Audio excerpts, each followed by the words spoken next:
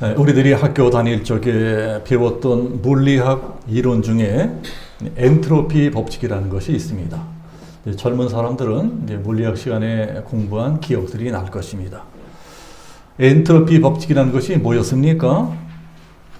이 우주에 존재하는 모든 에너지와 물질들은 시간이 흘러가면서 점점 변하게 되어 있다는 것입니다. 그런데 어떻게 변해간다고 했어요? 질서 있는 것에서 질서 없는 무질서한 것으로 변해간다는 것입니다. 쓸모 있는 것에서 쓸모 없는 것으로 변해간다는 것입니다. 자, 열은 높은 온도에서 점점 낮은 온도로 변해갑니다. 물도 처음에는 펄펄 끓다가 시간이 지나면 지날수록 차갑게 싸늘하게 식어버립니다. 모든 물질이 다 그렇게 된다는 것입니다. 시간이 흐르면 흐를수록 사용할 수 있는 형태에서 사용할 수 없는 형태로 변해버립니다. 이 세상 질서도 마찬가지죠. 처음에는 이 세상 모든 시스템이 질서 정연하게 잘 움직입니다. 그러다가 세월이 흐르면 흐를수록 점점 더 무질서한 상태로 변해갑니다. 물질도 마찬가지입니다. 자동차 같은 기계도 마찬가지입니다. 우리가 자동차를 사면은 처음엔 새 차라서 쌩쌩 달립니다. 엔진도 기아도 타이어도 전부 다 새 것이기 때문에 아무 문제가 없어요. 그러나 자동차를 오래 타면 탈수록 어떻게 됩니까? 점점 문제가 생기기 시작합니다. 더 오래 타면 엔진에서 막 이상한 소리가 끽끽 납니다. 엑셀을 밟아도 전자는 쌩쌩 달리지 않습니다. 타이어도 다 낡아 빠져서 펑크가 나게 됩니다. 처음에는 질서 있게 쌩쌩 들어가던 기계들이 점점 더 무질서하게 변해가는 것입니다. 우리 인생도 그러잖아요. 어릴 때는 힘이 넘칩니다. 그러다가 청년기, 장년기, 노년기를 맞이하면서 점점 몸에 힘이 빠지고 무기력해지고 나중에는 죽게 됩니다. 자, 이런 것들을 물리학에서 말하는 엔트로피 법칙이라고 합니다. 그런데 물질 세계뿐만이 아니고 영적인 세계에도 그 비슷한 것들이 있는 것 같아요. 누구나 처음에 은혜를 받으면, 우리들이 처음 예수 믿는 생각해 보세요. 처음에 은혜를 받았어요. 은혜를 받으면 성령 충만합니다. 성령 충만해서 방방 뛰면서 기도도 뜨겁게 합니다. 기도도 잘 가요. 금식도 잘합니다. 예배도 열심히 잘 드리고 기도도 열심히 하고 하여튼 열심히 뜨겁게 잘 믿습니다. 그런데 문제는 그것이 영원히 가지 않는다는 것입니다. 오래 가지 못해요. 펄펄 뜨던 사람도 세월이 흐르면 흐를수록 점점 더 시들시들해집니다. 그래서 저 사람이 언제 성령 받고 불 받고 방방 뛰던 사람인가 할 정도로 냉랭해집니다. 또 교회들마다 부흥기라는 것이 있어요. 역사적으로도 보면 이 교회들의 부흥기가 있었습니다. 로마 시대 부흥기가 있었어요. 유럽의 교회 부흥기가 있었습니다. 이 서양들의 미국 교회 같은 부흥기가 있었어요.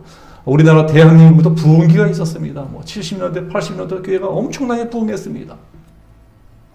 교회들마다 어떤 부흥의 시대가 있습니다. 우리 교회도 작은 교회지만 한때는 부흥하던 때가 있었어요.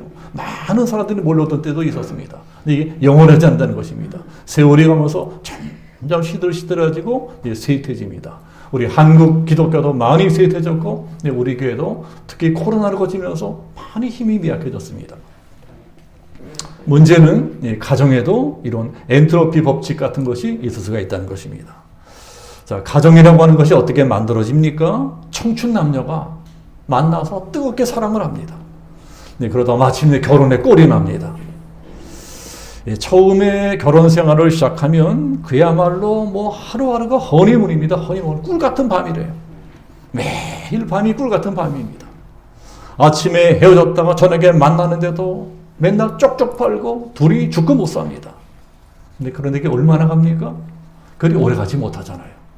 사람마다 좀 차이는 있지만 짧게는 몇 달 만에 끝나버리는 사람이 있어요. 길게는 몇 년, 좀 더 길게 가는 분도 있겠지만 거의 대부분 연애 시절, 신혼 시절의 뜨거운 그 사랑을 유지하지 못하고 시들시들해져 버립니다. 뜨겁던 사랑의 불길이 세월이 가면서 점점 식어지는 것입니다. 이런 게 우리 가정 안에서 똑같이 일어나고 있는 엔트로피 법칙이라고 하는 것입니다. 그런데 그것을 그냥 내버려 두면은 점점 더 심각한 문제들이 생겨날 수가 있습니다. 그러다가 최악의 경우에는 기업고 가정이 깨어져 버릴 수 있는 것입니다. 문제는 지금 우리나라에 그런 가정들이 너무나 많이 생겨나고 있다는 것입니다. 그래서 많은 사회학자들이 이 가정의 위기를 경고하고 있어요. 지금은 가정의 위기의 시대다. 이런 현상을 내버려 두면 앞으로는 가정 자체를 부정하는 시대가 올 것이다. 실제로 요새 젊은 사람들 결혼 안 하려고 하잖아요. 비혼주의가 늘어나고 있습니다. 자기 부모들이 너무나 재미없게 산 걸 보면서 세상에 우리 엄마 아빠를 봐라. 저러고 재미없게 살면서 뭐하러 결혼 안 하나? 저러고서 난 차라리 결혼 안 한다. 이러고 결혼 자체를 부정하고 안 하려고 하는 이 사람들이 늘어나고 있어요. 결혼을 안 하니까 자연히 아기도 안 낳습니다. 그래서 인구가 자꾸 줄어드는 것입니다. 이렇게 계속 인구가 줄어들면 어떻게 되겠습니까? 가정의 문제가 사회의 문제가 되고 사회의 문제가 국가의 문제가 됩니다. 이 국가의 문제가 인류의 문제가 됩니다. 그래서 이제 가정의 달이라는 것을 만들어 놨습니다. 옛날에 이런 거 필요 없었어요. 그리고 가정의 날에서도 또 부부의 날인 것도 만들어 놨어요. 보니까 이번 주 토요일이 21일이고 부부의 날이더라고요. 둘이 하나가 되는 날이다. 그래서 5월 21일이 부부의 날입니다. 잘도 만들어 놨습니다. 가정에서는 부부가 제일 중요합니다. 가정의 문제는 그 부부의 문제고 부부의 위기는 그 가정의 위기로 이어집니다. 부부간의 문제가 잘 해결되지 않으면 가정 자체가 깨져버리는 수가 있습니다. 우리 사람 사는 세상에 무수한 비극들이 있습니다. 우리 사람 사는 세상에 수많은 비극들이 있다고 할지라도 가정이 깨어지는 것만은 비극은 없어요. 가정이 깨어진다고 하는 것들은 우리 인간들이 세상을 살아가면서 겪을 수 있는 최대의 비극입니다. 최대의 불행이에요. 아주 최악의 상황입니다. 그래서 5월달 가정의 달이 되면 우리들은 절대로 그러한 가정이 되지 않기 위해서라도 성경이 교훈해주는 이 가르침을 잘 받아들여야 될 것입니다. 어떻게 해야 가정이 깨어지는 비극을 막을 수가 있겠느냐? 어떻게 해야 깨어지지 않고 오래오래 행복하게 살 수 있는 가정을 만들 수가 있겠느냐? 자, 오늘 성경은 좀 반면 교사로 롯이라고 하는 사람의 가정을 통해서 우리들에게 교훈을 주고 있습니다. 이 반면 교사라고 하는 것이 무엇입니까? 이 다른 사람들이 잘못하는 것을 보면서 나는 절대로 저렇게 되지 말아야 되겠다. 나는 절대로 저렇게 살지 말아야 되겠다. 이게 반면 교사로 교훈을 얻는 것입니다. 성경이 너희는 절대로 저러한 가정이 되어서는 안 된다. 반면 교사로 교훈해 주는 가정이 롯의 가정이에요. 오늘 성경에 나오는 가정입니다. 너희들은 절대로 롯의 가정처럼 되면 안 된다. 그렇다면 도대체 롯의 가정이 어떤 가정이었기에 성경이 절대로 저런 가정처럼 되면 안 된다 하고 우리들에게 교훈하고 있을까요? 이제 롯이라고 하는 사람은 우리들이 잘 알고 있는 대로 아브라함의 조카입니다. 훗날 믿음의 조상이 될 아브라함이 갈대아우르로 떠날 적에 조카 롯도 데리고 나옵니다. 그러니까 롯도 삼촌을 따라서 나왔어요. 우리가 인생을 잘 살려면 이 사람을 잘 만나야 됩니다. 동의하시죠? 사람을 잘 만나는 복만한 것이 없어요. 복 중에 최고의 복이 사람을 잘 만나는 것입니다. 롯은 아브라함이라고 하는 좋은 삼촌을 만났기 때문에 많은 복을 받았습니다. 먼저 영적인 복을 받았습니다. 롯은 아브라함 때문에 하나님의 백성이 되었어요. 하나님의 백성이 되었다고 하는 것은 엄청난 특권입니다. 여러분, 우리가 예수 믿는다고 하는 건 엄청난 특권이에요. 하나님의 백성이 되면 이제 그때부터 어떤 일이 일어나느냐? 하나님이 모든 것을 책임져 주세요. 어디로 가든지 무엇을 하든지 함께 해 주십니다. 위험한 일을 만날 때 지켜주시고 환난을 당할 때는 건져주십니다. 자, 전쟁이 일어나서 롯하고 롯의 식구들이 전부 다 포로가 되었던 적이 있어요. 그때도 하나님이 아브라함을 통해서 롯과 롯의 식구들을 구원해내십니다. 자, 오늘 성경의 배경은 롯이 살던 소돔성이 하도 악하게 사니까 하나님이 유황불로 멸망시킬 계획을 가지십니다. 그때도 하나님께서 천사들을 통해서 롯을 구원해 주십니다. 롯과 롯의 온 가족을 구원해 주세요. 그 성원에 살고 있는 모든 사람들이 다 멸망할 적에 하나님이 롯과 롯의 식구들만은 멸망당하지 않게 건져내 주시는 것입니다. 우리도 지금 그런 복을 받고 있는 것입니다.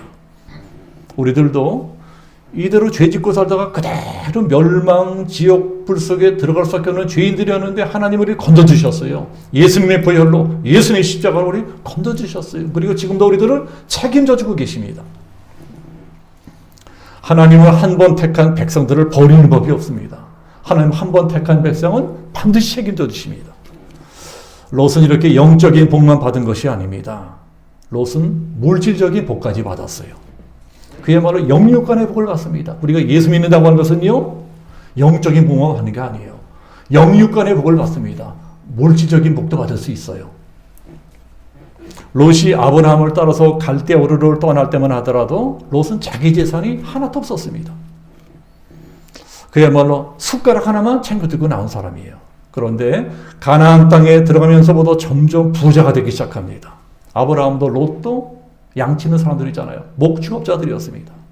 그러니까 양이나 소를 기르는 사람들입니다. 그래서 양떼나 소떼가 많아져야 부자가 되는 것입니다.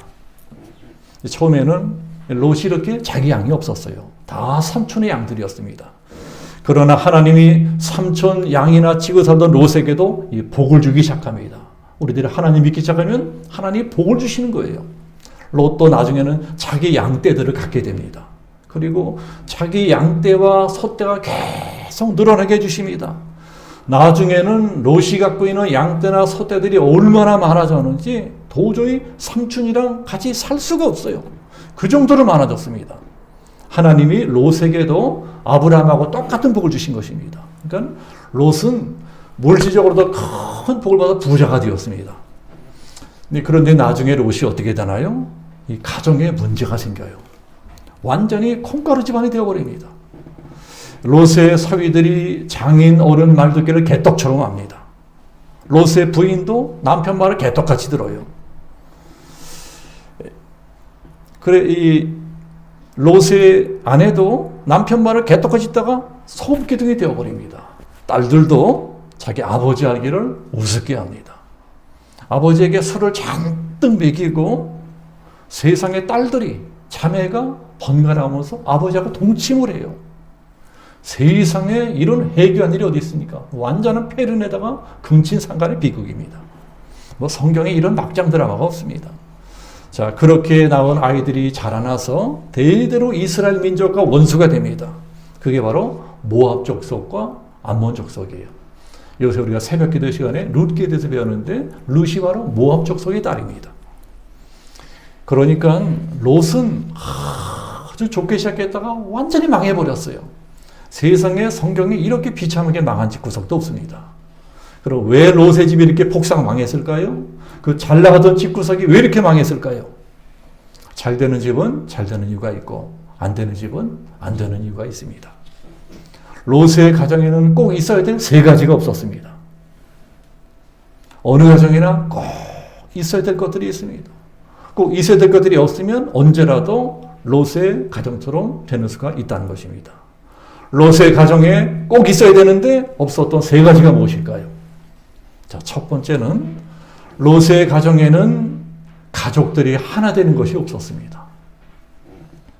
롯의 집안 식구들은 이제 성경을 보면 총 6식구입니다.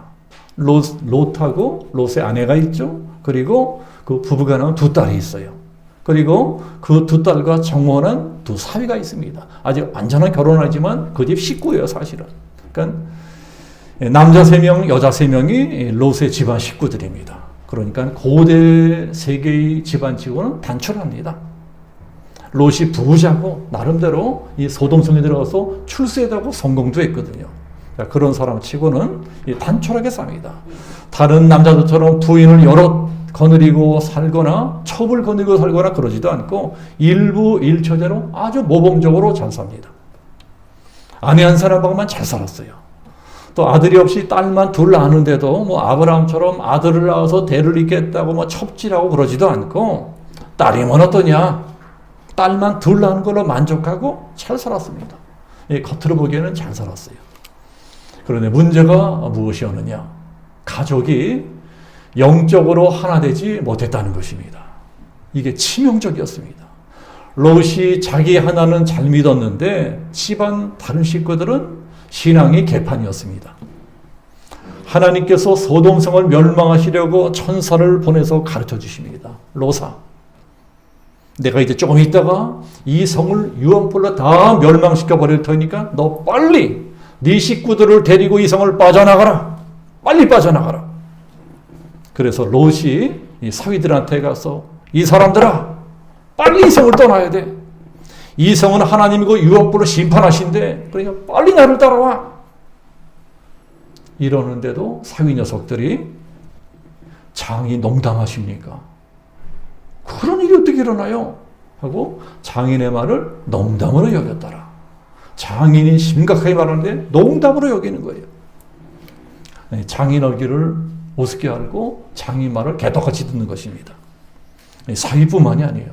평생을 같이 산 조강지처 마누라도 마찬가지입니다.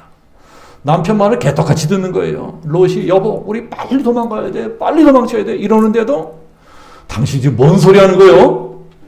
아 우리가 이 성도를 얼마나 고생해가지고 아파트 사고 땅 사고 이랬는데 이걸 다 버리고 왜 떠나? 남편 말 안 들어요. 마누라도 남편 말 안 듣습니다. 딸들도 마찬가지입니다. 자식도 똑같아요. 딸들도 아버지 말 우습게 알고 안 들어요. 할 수 없이 천사가 롯의 가져온 손을 강제로 붙잡고 막 성벽으로 끌어냅니다. 빨리 나와라, 빨리 나와라. 그리고 신신당부합니다. 절대 뒤돌아보지 마라. 절대 뒤돌아보지 마라. 뒤돌아보면 죽는다. 이러는데도 천사가 하는 말도 듣지 않아요. 아이고 우리 집 다락에 꼬불처럼 폐물이 있고 금부치가 있고 적금 통장이 있고 주식이 있고 증권이 있는데 그런 거 하나도 못 챙겨가지고 나왔네. 다 타버리기 전에 빨리 가서 건져내야 되겠다 하고 롯의 아내가 뒤를 돌아보다가 소금 기둥이 되어버렸답니다. 지금도 성지 순례를 가다 보면 이제 요르단하고 이제 사이사이에 어떤 계곡이 있는데 거기에 롯의 아내가 소금 기둥이 되어버린 그 소금 기둥이 있어요. 그게 롯의 아내라고 합니다. 그런데 더 심각한 것은 그렇게 엄마까지 없어져 버리니까 딸들이 더 갈 때까지 가는 거예요. 남편 죽고 엄마 죽고 겨우 아버지하고 딸들만 살아남았습니다. 그러니 이제는 어떻게 하나? 보니까 세상 남자들은 다 죽어버린 것 같아. 남자들이 없는 것 같아. 우리가 남자 없이 어떻게 살아가나? 우리 아버지도 남자니까는 우리 아버지랑 살아야 되겠다. 그리고 아버지에게 술을 잔뜩 먹입니다. 아버지가 술이 떡이 되게 취하니까 언니가 먼저 아버지하고 동침합니다. 큰 딸이 먼저 동침하고 그 다음 날은 작은 딸이 아버지하고 동침하고. 이거는 뭐 완전히 폐륜의 극치입니다. 한마디로 완전히 콩가루 집안인 거예요. 많지도 않은 6식구가 완전히 콩가루 집안처럼 되었습니다. 롯의 가정은 하나 되지 못한 가정이었습니다. 신앙의 일치를 이루지 못한 가정이었습니다. 가정이 하나 되지 못한다면 이런 비극도 일어날 수 있다 하는 것들을 성경 가르쳐 줍니다. 자, 두 번째는요. 롯의 가정에는 성경을 잘 보면은요. 양보라는 것이 없어요. 배려해 주는 것이 없습니다. 롯은 아브라함 때문에 많은 복을 받았습니다. 영적인 복도 받았지만 물질적인 복도 받았어요. 자기 재산 한 푼 없던 가난뱅이가 삼촌을 잘 만나서 삼촌을 따라갔다가 많은 돈을 벌었습니다.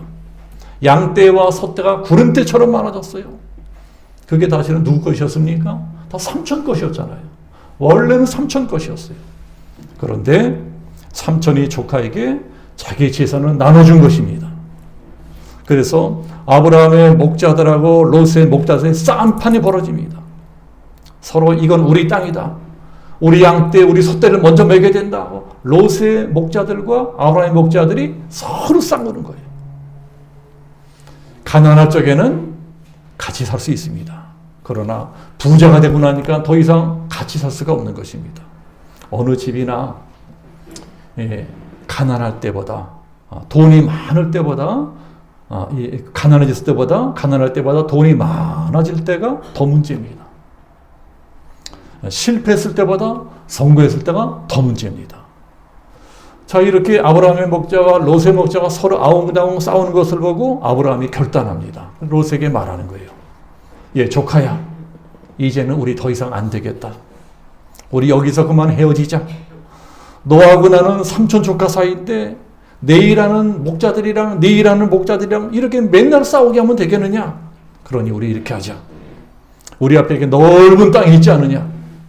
그러니까 너는 좌하면 내가 우하리라. 네가 삼촌 나는 왼쪽 땅을 갖겠습니다. 그러면 나 오른쪽 땅을 갖겠다. 삼촌 나는 오른쪽 땅 갖겠습니다. 그러면 나는 왼쪽 땅을 갖겠다. 네가 좌하면 나는 우하고 네가 우하면 나는 좌하리라. 네가 먼저 땅을 택한다면 나는 그 다음 땅을 택하겠다. 네가 오른편 땅을 택한다면 나는 왼편 땅을 택할 것이다. 삼촌이 조카에게 양보했다는 거예요. 과연 아브라함은 어른입니다. 마음이 큰 사람이에요. 이렇게 아브라함이 조카 롯을 사랑하는 마음으로 양보를 했어요. 그런데 롯은 어떻게 합니까? 이때부터 롯이 문제인 거예요. 롯은 양보하지 않아요. 가만 보니까 저쪽에 소돔 고모라가 있는 땅이 더 좋은 땅같이 보여요. 아주 기름지고 비옥한 땅입니다. 그래서 얼른 삼촌, 저 땅 내가 먹겠습니다. 그 땅을 냉큼 찍어버립니다. 그리고 잽싸게 그 땅을 먼저 먹어버리는 거예요. 사람이 너무 이기적이에요. 자기가 누구 덕분에 이만큼 살게 되었습니까? 다 삼촌 덕분에 이만큼 살게 된 것입니다. 이 모든 양떼와 소떼가 원래는 아브라함 것이었어요. 그런데도 양보하지 않습니다. 아브라함이 그렇게 나오면 자기라도 양보했어야 됐습니다. 삼촌, 무슨 말씀을 그렇게 하십니까? 제가 누구 덕분에 이만큼 살게 되었는데요. 삼촌이 먼저 좋은 땅 택하십시오. 저는 나머지 땅을 가지겠어요. 이게 아랫사람의 도리입니다. 그런데 전혀 그렇게 하지 않고 먼저 날름 좋은 땅을 먹어버리는 거예요. 자, 그런 것을 보면 이 다른 가족들이라도 말렸어야 됩니다. 아내라도 남편을 말렸어야 됐어요. 여보, 무슨 말 그렇게 하세요? 우리가 삼촌 덕에 이만큼 살게 되었는데 삼촌한테 먼저 양보해드려야죠. 삼촌한테 좋은 땅 드려야죠. 엄마나 아빠가 그렇게 하지 않으면 자식들이라도 말려야 됩니다. 엄마, 아빠, 우리가 그렇게 하는 건 도리가 아닌 것 같아요. 우리가 삼촌한테 양보하는 게 맞는 것 같아요. 그러나 집안 식구 중 어느 누구도 그렇게 하지 않습니다. 한마디로 가족 전체가 문제가 있어요. 자, 이런 사람들이니 자기들끼리는 양보했겠습니까? 자기들끼리 양보했겠어요? 양보하지 않았을 거예요. 하나를 보면 열을 하는 거예요. 매사 양보하지 않아요. 그 집 식구들은 사는 것이 뻔했을 것입니다. 부부간에도 양보하지 않아요. 부모 자식 간에도 양보하지 않아요. 그런 자식들이 결혼한다고 좀 낫겠습니까? 자기 남편한테도 양보하지 않습니다. 그러니 그런 집 식구들이 망하지 않으면 그게 이상한 것입니다. 이 가정이 행복해지려면 서로 양보하는 게 있어야 됩니다. 남편한테 양보하고 아내한테 양보하고 자식한테 양보하고 양보할 줄 알아야 돼요. 롯의 가정이 왜 망했습니까? 네, 그런 것이 없었기 때문에 망한 것입니다.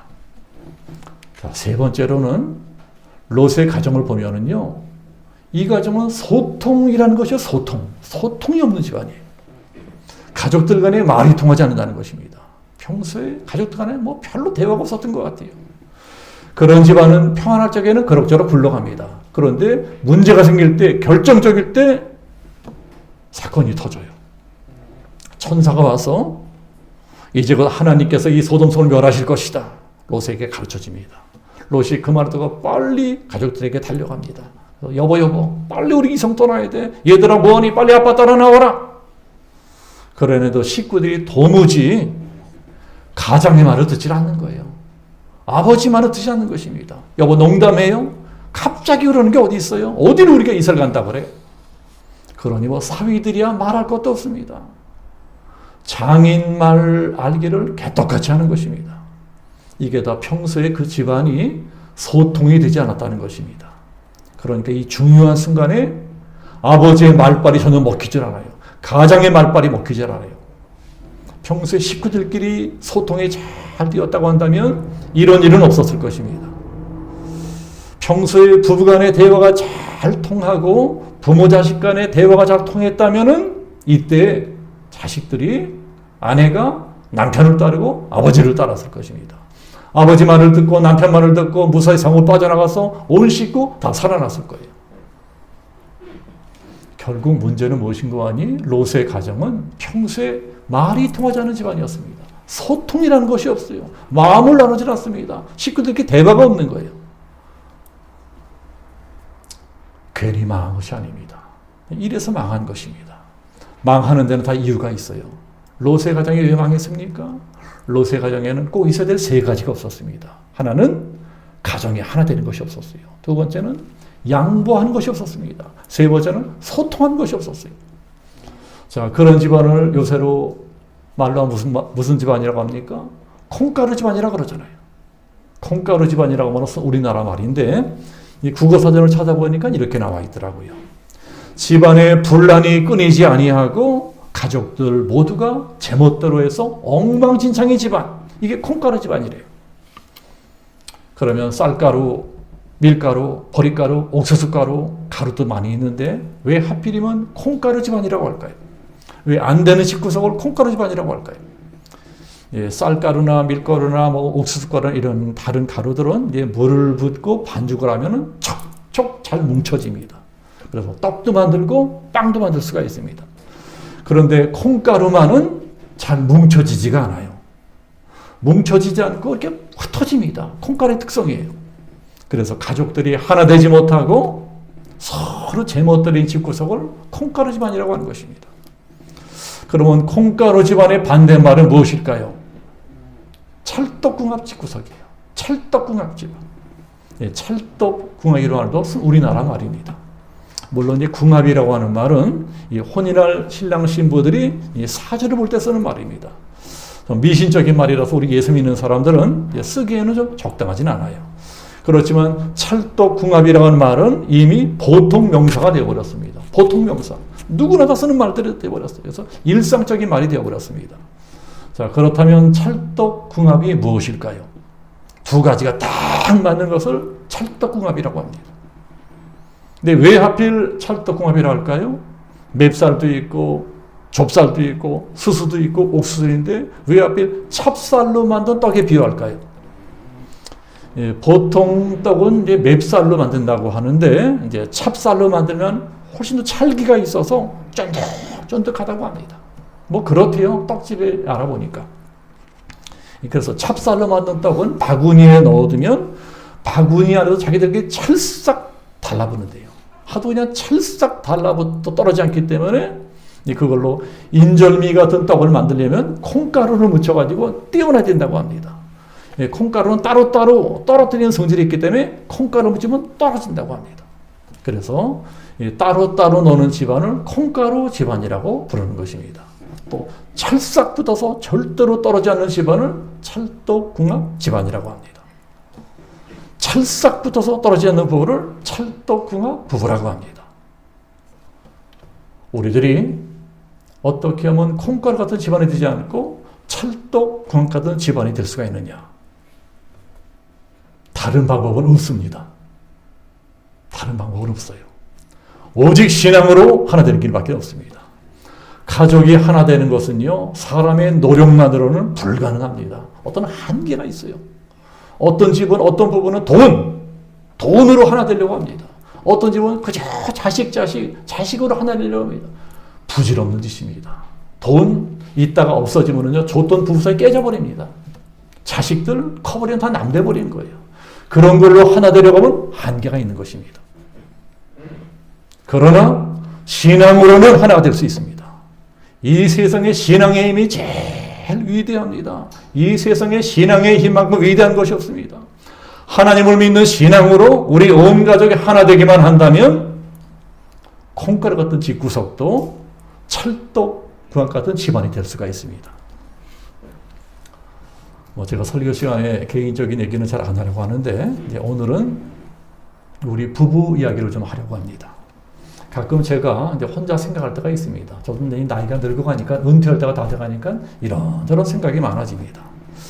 자, 우리 부부는 우리 집사람하고 저는 이 가정 환경도 성격도 기질도 취미도 먹는 것도 자는 것도 뭐 하나 같은 것이 없었어요. 뭐 하나 맞는 것이 없었습니다. 지금도 보세요. 저 사람이랑 비슷한 게 있습니까? 하나도 없어요. 그래서 연애할 적에는 우리들이 아주 좋았습니다. 다 연애할 때 좋잖아요. 연애할 적에는 좋았었는데 결혼하자마자 신혼 때부터 무지하게 싸웠습니다. 무지하게 싸웠어요. 우리들이 어찌나 많이 싸웠는지, 야, 우리 이렇게 계속 싸우다가 끝까지 갈 수 있겠냐? 우리 끝까지 갈 수 있겠냐? 하는 걱정이 들 대로 싸웠습니다.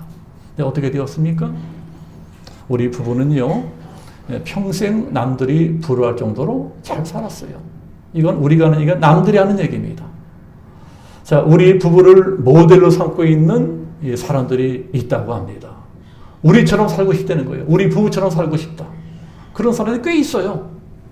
근데 우리가 지금 뭘 했는데? 우리는 그냥 산 것뿐인데 다들 우리를 부러워하고 저 부부처럼 살았으면 좋겠다. 목사님 부부처럼 살았으면 좋겠다. 이러는 거예요, 사람들이. 참 희한합니다. 그래서 제가 생각하게 된 거예요. 우리처럼 죽어라 맨날 싸우던 부부가 왜 이렇게 다른 사람들이 저 부부처럼 살았으면 좋겠다. 부러워하는 부부가 되었을까요? 다른 사람의 모델이 되는 부부가 되었을까 생각하니까는 다른 방법은 하나도 없습니다. 자, 우리 부부는 같이 예수님이 있고 신앙으로 하나 됐기 때문이에요. 돈도 아니고 자식도 아니고 그들은 신앙으로 하나 되어 살려고 했습니다. 그거밖에 없어요. 이제 우리 부부가 이제 평생 이렇게 잘 살고 있는 비결, 지금도 잘 살고 있고 앞으로 잘 살 것입니다. 이 비결은 제가 아무리 이것저것 생각해봐도 신앙으로 하나 되는 길밖에 없습니다. 신앙으로 하나 되는 길. 그래서 어서 우리 가족 전체가 예수 안에서 하나 되게 해달라고 기도하셔야 됩니다. 어서 예수 믿지 않은 우리 식구들 전부가 예수 믿게 해달라고 기도하셔야 됩니다. 우리들이 신앙으로 하나 되기만 하면 어떤 문제가 있고 어떤 어려움이 있어도 어떤 부부라도 어떤 가정이라도 바꿔지게 되어 있습니다. 반드시 바꿔집니다. 비록 이제까지 우리가 콩가루 집안 같은 집안이었다 할지라도 신앙으로 하나 되기만 하면 우리들도 얼마든지 찰떡궁합 집안, 찰떡궁합 부부가 될 수 있다. 이게 성경이 가르치는 비밀입니다. 오직 신앙으로, 오직 믿음으로, 오직 하나님 중심으로. 그러면 콩가루 집안이 찰떡궁합 집안으로 바꿔지게 되어 있습니다. 이 사실을 믿으시고, 자, 우리 양지명성교회 모든 성도들의 가정이 믿음으로 하나 되는 찰떡궁합 같은 가정이 되시기를 예수님의 이름으로 축복합니다. 아멘. 기도하겠습니다. 자비로우신 아버지 하나님, 오늘 성경은 롯의 가정을 반면교사로 삼아 우리들에게 중요한 교훈을 가르쳐주고 있습니다. 성경이 가르쳐주는 결론, 온 가족이, 우리 부부가 신앙으로 하나 되기만 하면 어떤 문제가 있을지라도 어떤 어려움이 있을지라도 우리들은 콩가루 집안에서 찰떡궁합 같은 집안이 될 수 있고 부부가 될 수 있다. 이것을 굳게 믿고 믿음으로 기도하며 온 가족이 하나 되기를 소원하는 우리 모든 성도님들에게 하나님의 크신 은혜로 넘치는 복을 베풀어 주시기를 원하며 예수 그리스도 이름으로 기도하옵나이다. 아멘.